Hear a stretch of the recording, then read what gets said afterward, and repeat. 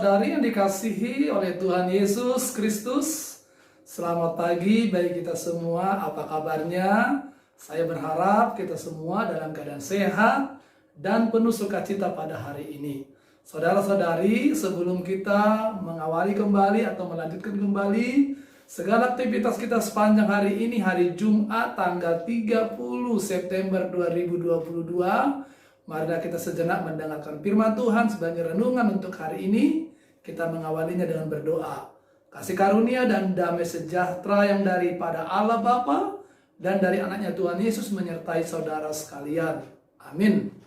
Saudara-saudari, firman Tuhan hari ini tertulis di kitab Lukas pasal 1 ayat 50, demikian dikatakan. Dan rahmatnya turun-temurun atas orang yang takut akan Dia. Dan rahmatnya turun-temurun atas orang yang takut akan Dia. Saudara-saudari, firman Tuhan ini adalah penggalan dari nyanyian Maria ketika Maria mengunjungi saudara sepupunya yang bernama Elisabet. Dan ketika Maria mengunjungi Elisabet, ada sukacita yang besar dirasakan di dalam perjumpaan mereka. Elisabet bergembira sekali karena bayi yang sedang dikandung Elisabet itu seperti berguncang, dan Elisabet mengungkapkan sukacitanya dengan mengatakan berbahagianya dirinya karena ibu dari Tuhannya mau mengunjungi dia.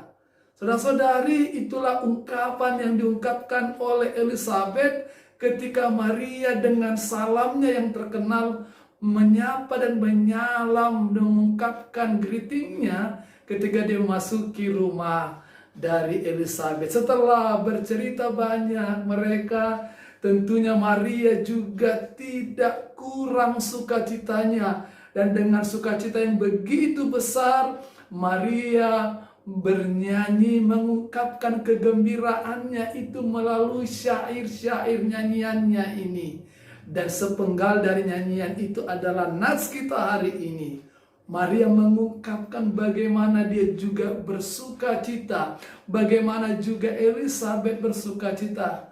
Bagaimana ia seorang perempuan muda yang masih suci, yang sesungguhnya belum menikah, tapi dipilih oleh Tuhan menjadi perempuan yang terberkati. Karena Tuhan memilih dia untuk mengandung Sang Juru Selamat. Dia seorang perempuan desa yang sederhana, dia seorang perempuan yang belum begitu banyak mengetahui banyak segala persoalan, kecemaran-kecemaran di dunia ini, tapi dipilih Tuhan menjadi Bunda Kristus. Dan dia juga bersukacita menyaksikan anugerah dan berkat Tuhan atas apa yang terjadi pada Elisabet, seorang keluarganya yang sudah cukup berumur, berusia, seorang perempuan yang dari kenyataan fisiknya adalah perempuan yang mandul, tapi tetap setia berdoa meminta kepada Tuhan untuk diberikan keturunan. Dan akhirnya Tuhan menganugerahkan kepada Elisabet seorang anak yang sedang dia kandung untuk menjadi seorang yang besar juga, pembuka jalan bagi Sang Juru Selamat. Inilah sukacita yang diungkapkan oleh Maria. Bagaimana kasih karunia dan rahmat Tuhan itu nyata di tengah-tengah orang-orang sederhana, orang-orang yang selalu takut akan Dia dan selalu berharap kepada Dia. Tuhan tidak hanya berhenti memberikan rahmatnya kepada nenek moyang mereka, tidak hanya berhenti memberikan rahmatnya kepada para bapak-bapak leluhur, kepada para raja, kepada para tetua-tua sebelum mereka, tapi mereka sendiri juga mengalami rahmat Tuhan. Sehingga dia mengatakan bahwa rahmat Tuhan itu turun-temurun, dan tentu melalui Kristus, melalui Juru Selamat yang sedang dia kandung, melalui Yohanes yang sedang dikandung oleh Elisabet yang menjadi pembuka jalan Sang Mesias, akan semakin banyak orang yang akan merasakan rahmat dan kasih karunia Tuhan.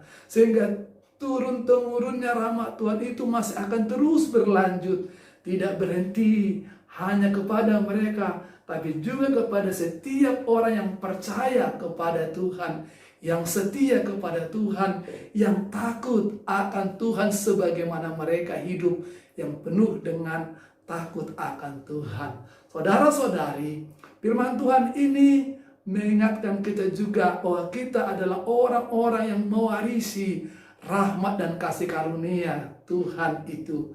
Kita yang percaya, kita yang hidup takut akan Tuhan adalah orang-orang yang juga mewarisi dan akan mewariskan terus rahmat dan kebaikan Tuhan, anugerah Tuhan itu.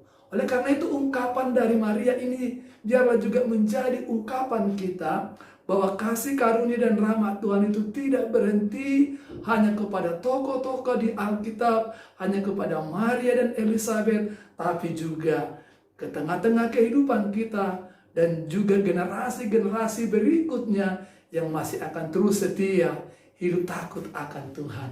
Oleh karena itu saudara-saudara, marilah kita menjalani kehidupan dan aktivitas kita dibarengi, disertai dengan rasa takut akan Tuhan.